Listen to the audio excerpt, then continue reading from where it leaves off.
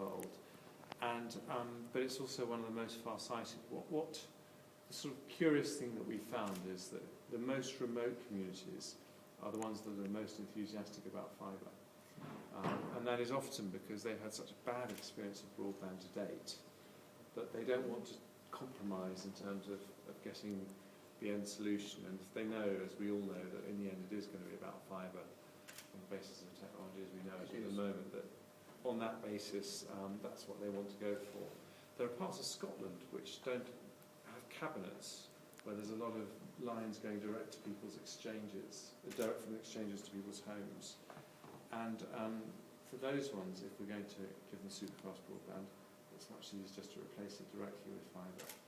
But where there are cabinets, a shortcut, which doesn't get you the whole way, but gets you some of the way, is to get fibre to the point of the cabinet. I'd love to be in a world where we could dispense with that halfway stage and get fibre all the way to people's homes. But we have business plans that prove it's viable now in deeply rural areas. So projects like Broadband for the Rural North in Lancashire has a business plan that shows that it's viable. Yeah. And it saves money. Offered from BDUK is £300 per home, whether it's radio, BT cabinet and copper, or whether we do the fibre ourselves all the way to the home. Yeah. What we're saying, if we take on more and do the fibre, so that we don't have to ever come and ask you for any more money for our broadband, we should get a little bit more than that. Let's see.